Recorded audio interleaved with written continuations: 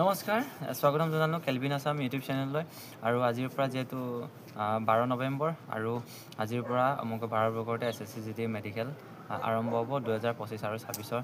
তো যিসকল প্ৰাৰ্থী আমাৰ অসমৰ পৰা আছে মেডিকেলৰ কাৰণে কোৱালিফাইড কৰি আছে, যিসকলে 12 তাৰিখে আছে এইসকলক বহুত শুভেচ্ছা দিছোঁ, যাতে আপোনালোকে ফিট হৈ আহিব পাৰে।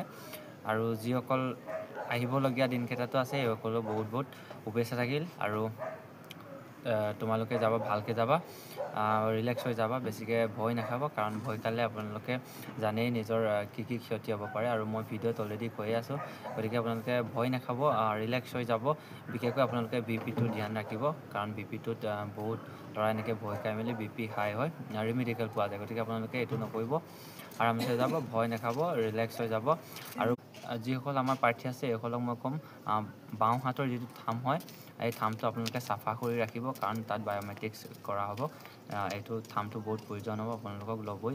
আৰু কিছুমানৰ এই থামটো নাহে, মানে বহুত লেতেৰা হৈ থাকে, তেনেকুৱা ধৰণৰ মলি হওক। কিছুমান আমাৰ বহুত পাৰ্টি আছে যিসকলে খাই নি মানে চাদা খায়, এই থামটো মানে ইহঁতৰ বায়'মেট্ৰিক্সত নাহে। তো আপোনালোকে সেইটো কৰিব, চাবোন মাৰিব, চাবোন মাৰি যি কৰে আপুনি এইকেইদিন মেডিকেলৰ আগত পূৰা চাফা কৰি ৰাখক বাওঁ হাতৰ থামটো, সেইটো বহুত প্ৰয়োজন হয়। বেলেগে আপোনাক নকয়, কাৰণ মই সেইটো এক্সপিৰিয়েঞ্চ কৰি আহিছোঁ, সেইকাৰণে আপোনালোকক মই এইটো কৈ দিছোঁ। মানে সৰু কথাবোৰৰ ওপৰত যাতে আপোনালোকে গুৰুত্ব দিছোঁ, কাৰণ যাতে আপোনালোকৰ পাছত মেডিকেলৰ মত বিপদত নপৰে। তো আপোনালোকে বাওঁ হাতৰ থামটো একদম চাফা কৰি ৰাখিব, ক্লিন হৈ ৰাখিব, যাতে দিওঁতে আপোনালোকৰ থামটো উঠি যায়। বহুতো ল'ৰাই এতিয়া কমেণ্ট কৰি আছে যে মোৰ ডিষ্টেঞ্চ ভিজন, কালাৰ ভিজনৰ কাৰণে কি কৰিম। তো বন্ধুসকল, সেইবোৰতো পাৰ্মানেণ্টলি ঠিক কৰিব পৰা হেৰি নাই, তো আপোনালোকে ডক্টৰৰ ওচৰত যাবই লাগিব। তথাপিও মই তাৰ ওপৰত ভিডিঅ' দি থৈছোঁ, দুটামান টিপছ ফ'ল' কৰিবলৈ কৈ থৈছোঁ, আপোনালোকে ভিডিঅ'বোৰ চাব। তথাপিও মই ইয়াত কৈছোঁ, আপোনালোকক যেতিয়া ডিষ্টেঞ্চ ভিজনৰ কাৰণে হ'ব, ছেটখনক আপোনাক মাতিব দিব, তেতিয়া আপুনি অকণ 2 ছেকেণ্ড 3 ছেকেণ্ড পাৰিলে আপুনি টাইম লৈ ল'ব। তেতিয়া আপুনি ভালকৈ মানে ক্লিয়াৰলি ক'ব যোনটো আখৰ উঠিব, কিন্তু আপুনি এটা কোৱাৰ পাছত যে এইটো নহয় এইটোহে হয়, বা ধৰি লওক আপোনাক M2 দিলে, আপুনি M2 নকৈ পেলাই ক'লে N, কিন্তু অকণ পাছতে 1 ছেকেণ্ডৰ পাছতে আপুনি যে কৈছে যে এইটো N নহয় বোলে, এইটো অ বা P এনেকৈ মানে যোনটো আপুনি ক'ব, এইটো 2 ছেকেণ্ড 3 ছেকেণ্ড আপুনি টাইম লৈ ল'ব, অকণ ভালকৈ ক'ব, মানে ক্লিয়াৰলি কৈ দিব।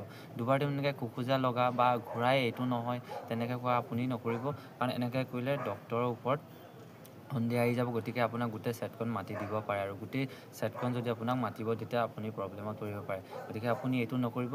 বহুত ল'ৰাই এইটো কমেণ্ট কৰি আছে। তো আপোনালোকৰ যদি ডিষ্টেঞ্চ ভিজনৰ প্ৰব্লেম আছে, এতিয়াতো টাইম নাই, ডক্টৰৰ ওচৰত যিখিনি পাছৰ পৰ্যায়ত আছে, মানে ডেট পিছত আছে, সেইখিনিয়েতো ডক্টৰৰ ওচৰত যাব পাৰি, কিবা ডক্টৰে যি পৰামৰ্শ দিয়ে মতে কৰিলে ভাল হ'ব। তথাপিও যিখিনি বন্ধুৰ বা যিখিনি প্ৰাৰ্থীৰ আমাৰ টাইম নাই, সেইখিনিয়ে এই টিপছটো ফ'ল' কৰিব, আপোনালোকৰ ভাল হ'ব।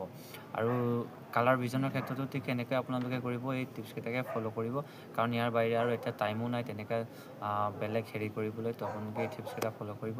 আৰু বহুতে সুধি আছে, দাদা এইটো ডিষ্টেঞ্চ ভিজন কিমান দূৰত্বৰ পৰা দিয়ে। তো ডিষ্টেঞ্চ ভিজন 6 মিটাৰ দিব আপোনালোকক, 6 মিটাৰ 18 ফুট 18.5 ফুট তেনেকুৱা পৰা হ'ব। আপোনালোকে এতিয়াও ঘৰত এইটো প্ৰেক্টিচ কৰি থাকিব, যিসকলৰ অলৰেডি টাইম আছে অলপ, তেওঁলোকে ঘৰতে প্ৰেক্টিচ কৰিব। তো তোমালোকে ঘৰত প্ৰেক্টিচ কৰিলে তো ভাল হ'ব, তেতিয়া আপোনালোকে ইমান ভয় বস্তুটো নাথাকে, কাৰণ এনেকুৱাবোৰত ভয়ে বহুত নিজক নাৰ্ভাছ কৰি তোলে।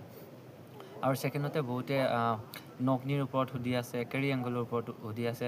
তো নগ্নিৰ কাৰণে মই অলৰেডি ভিডিঅ' দিছোঁ। আৰু যিসকল প্ৰাৰ্থীৰ এতিয়া পাছৰ পৰ্যায়লৈ, বিশেষকৈ ডেটবোৰ পাছত আছে ডিচেম্বৰলৈ, তেনেকুৱা ব্যক্তিসকলে যিসকলৰ নগ্নি আছে, তেওঁলোকক মই কৈছোঁ যে ডাঙৰ হাঁটুকেইটা, যিকেইটা ভৰিৰ আমাৰ হাঁটুত মাজতে এটা গাৰু বান্ধি ভৰিকেইটাত আপোনালোকে বান্ধি খাটি কৰি ৰাতি শুই থাকিব।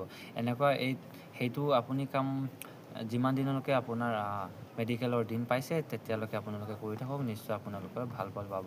আৰু লগতে বহুতে ফ্লেট ফুটৰ কাৰণেও কৈ আছে। তো ফ্লেট ফুটৰ কাৰণেও মই কৈ থৈছোঁ, আপোনালোকে এটা বটল ল'ব বা টেনিছ বল ল'ব, তাত আপুনি তলুৱাখন আৰামছে ঘঁহি থাকিব, প্ৰেছ কৰি পেলাই আপুনি ঘঁহি থাকিব। তো তাতে এনেকৈ আপুনি দিনটো বা ৰাতি যেতিয়া টাইম পায় আপোনালোকে কৰি থাকক, কাৰণ ইমান কষ্ট কৰিছেই অলৰেডি, আৰু এইখিনিৰ কাৰণে আপোনালোকে এইখন কষ্ট কৰক। তো তেতিয়া আপোনালোকৰ কাৰণেও ভাল হ'ব।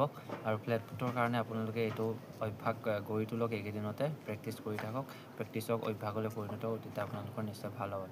আৰু বহুতে সুধি আছে, দাদা BP মোৰ ল' আছে, কিছুমানে দিছে দিছে হাই আছে তো যিসকলৰ ল' আছে ইমান চিন্তা কৰিবলগীয়া কাৰণ নাই কাৰণ যেতিয়া আপুনি মেডিকেল চেণ্টাৰত যাব তেতিয়া আপোনাৰ অকণ চবৰে ভয় লাগি থাকে নাৰ্ভাছ হৈ থাকে তো সেইটো কাৰণে আপোনালোকৰ বিপিটোত অকণ বাঢ়িবই মানে চবৰে নৰ্মেলতকৈ অকণ বাঢ়ি যাব কাচিত ধৰি লওক 20জনৰ এজন দুজনৰ তেনেকুৱা নাবাঢ়ে নৰ্মেলি থাকিব যিসকলৰ থাকে মানে কিন্তু 20জনৰ 18জন প্ৰাৰ্থী বাঢ়িবই মানে অকণ নাৰ্ভাছ আৰু ভয় এটা লাগি থাকে এইটো বাঢ়ি যাব আপোনালোকে টেনশ্যন নকৰিব নৰ্মেল আছে যদি ডাউনো আছে যদি আপোনালোকৰ তাতে অকণ বাঢ়িব আৰু যদি একেবাৰে ডাউন আছে আপোনালোকে অক্টি বস্তু খাব পাৰে যেনে পাৰ মাংস তেনেকুৱা ধৰণৰ গৰম অক্টি বস্তু খাব পাৰে তেতিয়া আপোনালোকৰ প্ৰেছাৰটো বাঢ়ি যাব আৰু কিছুমানে বাঢ়ি আছে বুলি কৈছে বাঢ়ি থকাসকলৰ কাৰণেও মই কৈছোঁ যোনদিনাখন আপোনালোকৰ মেডিকেল থাকে সেইদিনাখন আপুনি তেতেলী টেঙা পানীত পানীত মিহলাই বটলত লৈ যাব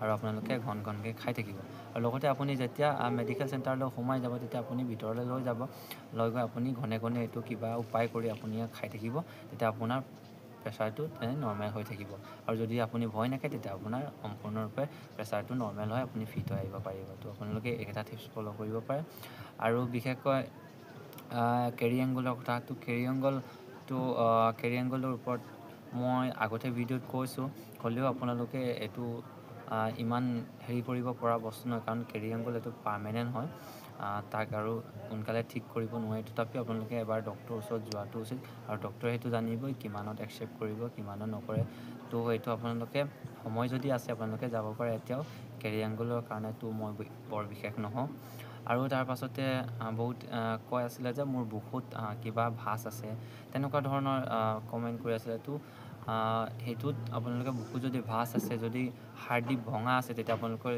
এক্সৰে ৰিপৰ্টত আহিব আৰু সেইটো মেডিকেল পইণ্ট হিচাপে ধৰিব পাৰে তো সেইবোৰৰ কাৰণে আপোনালোকে ইমান চিন্তা কৰি নাথাকিব আপোনালোকে যদি এতিয়াও টাইম আছে আগতে এবাৰ এক্সৰে কৰক ডক্টৰৰ ওচৰত যাওক আপোনালোকে যিটো ৰিপৰ্ট আহে এইটোতো SSC যেতিয়া আপোনালোকে মেডিকেলত কৰিব এক্সৰে কৰিব তেতিয়া আপোনালোকৰ সেইটো ৰিপৰ্টে আহিব তো আপোনালোকে এইটো ইমান টেনশ্যন নল'ব যে মই আনফিটেই হৈ যাম মোৰ আৰু চান্স নাই এনেকুৱা কোনো ধৰণৰ কথা নহয় বহুত ষ্টাফ ডক্টৰৰ ওপৰত নিৰ্ভৰ কৰে বহুত আনফিট হ'বলগীয়া ল'ৰা ফিট হৈ আহিছে তো মই অলৰেডি ভিডিঅ'বোৰত দেখাইছোঁ ভেৰিক'জ ভেইন থকা হওক নকনি থকা হওক তেনেকুৱা ল'ৰা আমাৰ লগত এতিয়া ট্ৰেইনিং কৰি আছে তো সিহঁতেও প্ৰথমে ভাবিছিল আমি আনফিট হ'ম কিন্তু ইহঁতে ফিট হৈ আহিছে গতিকে আপোনালোকেও এইটো নাভাবিব যে মোৰ এনেকুৱা মেডিকেল পইণ্ট আছে মই আনফিট হ'ম কিন্তু সেইটো কেতিয়াও নহয় ষ্টাফ ডক্টৰৰ ওপৰত বহুতখিনি নিৰ্ভৰ কৰে আপোনালোকে যাব ভালকৈ যাব ৰিলেক্স হ'ব আপুনি এনেকুৱা কনফিডেঞ্চ লৈ যাব যাতে মোৰ কোনো মেডিকেল পইণ্ট নাই তেতিয়া আপোনালোকে নিজক কনফিডেঞ্চ ৰাখিলে আপোনালোকৰ ফিট হোৱা বহুত চান্স থাকে যিটো মোৰ এক্সপিৰিয়েঞ্চৰ ফালৰ পৰা কৈছোঁ আৰু সেইটো মই ক'লোঁ আপোনালোকে নাভাবিব যে মই আনফিট হ'ম গতিকে আপোনালোকে ফিট হোৱা চান্স আছে ডক্টৰৰ ওপৰত বহুখিনি নিৰ্ভৰ কৰে হয়তো ভাল ডক্টৰ যদি হৈ যায় তেতিয়া ফিট কৰাই দিব বিশেষকৈ আমাৰ যোৱা বছৰ যোৰহাটৰ আছাম ৰাইফল কেম্পত তেনেকুৱা হৈছিলে মানে বহুত ইমান হাৰ্ড হোৱা নাছিলে মানে ইমান ইজিও হোৱা নাছিলে তো ভালকৈ এটা মেডিকেল প্ৰচেছ হৈছিলে য'ত ল'ৰাবোৰ বহুত ফিট হৈছিলে তো আজি ভিডিঅ'টো ইমানতে আৰু বহুতে কমেণ্ট কৰি আছিলে আৰু কমেণ্টৰ ওপৰত মই ভিডিঅ' বনাইছোঁ আৰু ক্ৰুচিয়েল ডেটৰ ওপৰত কৈ আছিলে তো ক্ৰুচিয়েল ডেটৰ বিষয়েও মই এটা ভিডিঅ' দিম আৰু যিসকল পাৰ্টি আজিৰ পৰা আছে যিহেতুকে সেইসকল পাৰ্টিলৈ বহুত শুভেচ্ছা থাকিল বেষ্ট অফ লাক আপোনালোকৰ ভাল হওক কোৱালিফাইড হওক যাতে আপোনালোকৰো ফাইনেল মেৰিটত নাম আহে গতিকে ধন্যবাদ নমস্কাৰ